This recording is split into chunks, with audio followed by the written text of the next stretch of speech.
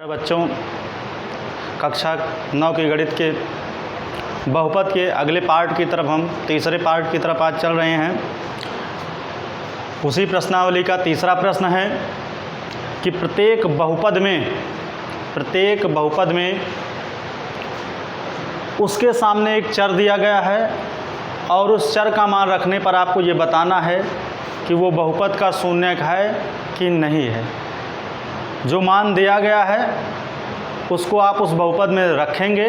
रखने के बाद अगर पूरे बहुपद का मान शून्य हो जाता है तो वो बहुपद का शून्यक है, और रखने के बाद यदि बहुपद का मान शून्य नहीं होता है, कोई संख्या मिलती है, वास्तविक संख्या मिलती है, तो वो बहुपद का शून्यक नहीं होगा। जैसे पहला प्रश्न है, देखते हैं हम। लिखा है कि px बराबर 3x + 1। पहला ही प्रश्न है कि px बराबर दिया है आपको 3x + 1 और x बराबर दिया है, x का जो मान रखना है वो -1/3 रखना है। कहने का मतलब ये हुआ इस प्रश्न में कि जो px बहुपद दिया है वो 3x + 1 दिया है। क्या दिया है? 3x + 1 दिया है। और जो चर का मान दिया है वो चर x बराबर दिया है -1/3। तो इस बहुपद में आपको x के स्थान पर 1/3 रखना है। इस चर का मान आपको यहाँ रखना है। तो लिखेंगे हम x बराबर -1/3 रखने पर, -1/3 रखने पर, जैसे मैंने अभी आपको बताया कि बहुपद का शून्यक क्या होगा। यदि इस चर x का मान बहुपद में रखते हैं और पूरा बहुपद शून्य हो जाता है तो वो बहुपद का शून्यक है। और x का मान रखने पर यदि बहुपद शून्य नहीं होता है तो वो शून्यक नहीं है। तो जैसे हम देखिए, हमने लिखा कि x का मान x बराबर -1/3 रखने पर, तो यहाँ हो जाएगा p और यहाँ हो जाएगा -1/3। इस बहुपद में x के स्थान पे हम क्या रखेंगे? 1/3 रखेंगे, -1/3। तो हो जाएगा 3 × -1/3 + 1। ये होगा। अगर हम इसको मल्टीप्लाई करा दें तो -3/3 + 1 होगा। 3 से 3 कैंसिल आउट हो जाएगा, यहाँ बचेगा आपका -1 और ये +1। ये बराबर क्या हो जा रहा है? 0। तो यानी कि ये शून्य आ जा रहा है। अभी मैंने बताया कि यदि जो चर का मान दिया हो उसको रखने पर यदि बहुपद का मान शून्य हो जाता है तो वो बहुपद का शून्यक है। अतः चर x बराबर -1/3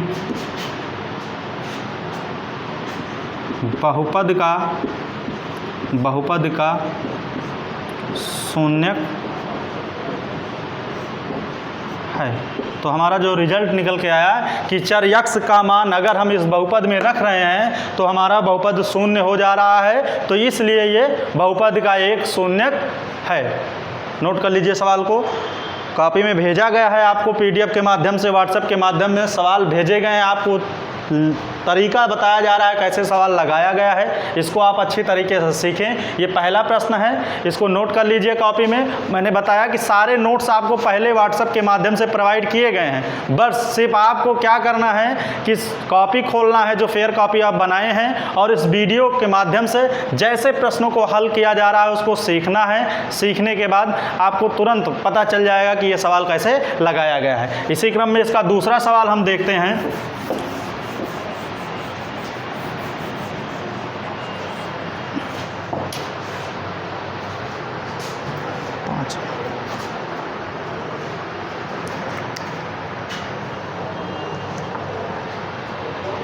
इसका B पार्ट है। px बराबर आपको दिया गया है 5x -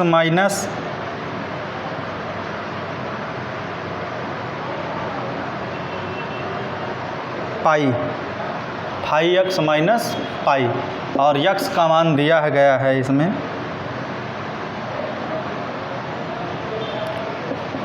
4/5।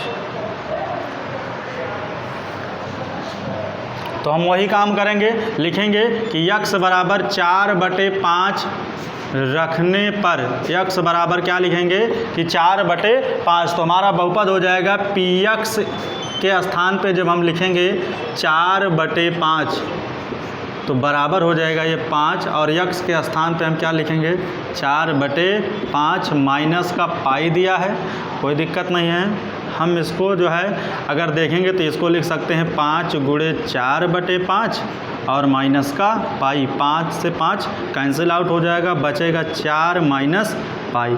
अब ये हमने जब रखा कि यक्स के स्थान पे जब हमने 4/5 रखा तो जो बहुपद है वो हमें शून्यक नहीं मिला, यानी बहुपद का पूरा मान हमें शून्य नहीं प्राप्त हुआ। अतः हम लिख देंगे अतः चर ब्रैकेट में यक्स बराबर 4/5 कामा बहुपद पी यक्स का शून्यक नहीं है। जब हमने चर यक्स के स्थान पर इस पूरे बहुपद में 4/5 मिला रखा तो देखा गया कि हल करने के बाद जो रिजल्ट आया हमारा वो -4 माइनस पाई आया, जो कि शून्य नहीं है। अतः हम कहेंगे कि ये जो दिया गया बहुपद है ये शून्यक नहीं है। अगला क्वेश्चन इसका हम नोट करते हैं।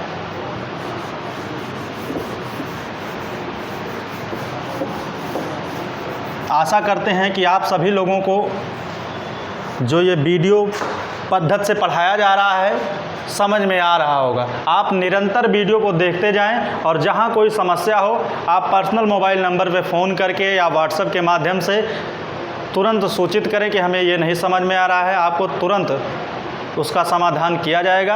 अगला क्वेश्चन है इसी क्रम में हमारा, देखते हैं हम। लिखा है कि पी एक्स, अब ए था बी था, अब ये सी नंबर का है कि पी एक्स बराबर दिया है यक्स क्यूब -1, यक्स बराबर 1 और -1 रखना है।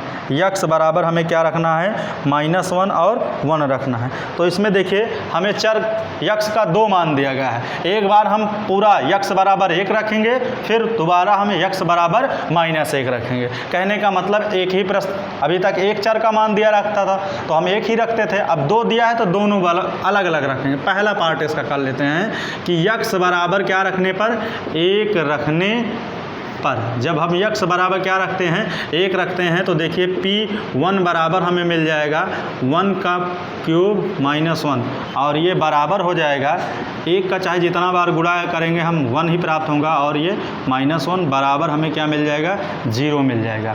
क्या मिल जाएगा 0। अतः यक्स बराबर 1 रखने पर बहुपद पी एक्स का एक शून्यक है।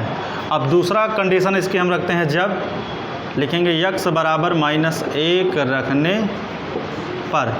जब हम यक्स बराबर -1 रखेंगे तब देखते हैं तो हमारा P -1 बराबर हो जाएगा -1 की घात 3 -1। ठीक है ना। अब देखिए जब हम 1 का गुणा 3 बार करेंगे तो -1 और -1 हो जाएगा, ये बराबर क्या मिल जाएगा हमें -2, यानी कि P -1 पर हमारा जो बहुपद है वो शून्य नहीं हुआ। अतः लिखेंगे यक्स बराबर -1 रखने पर बहुपद पी एक्स का एक शून्यक नहीं है, एक शून्यक नहीं है। कहने का मतलब जब हमने यक्स बराबर 1 रखा तो हमें जो बहुपद मिला वो शून्य मिल गया, तो वो बहुपद का शून्यक है। और जब हमने यक्स बराबर -1 रखा तो हमें वैल्यू क्या मिली -2 मिली, और ये -2 बहुपद का शून्यक नहीं है। इसी क्रम में अगला प्रश्न हम देखते हैं।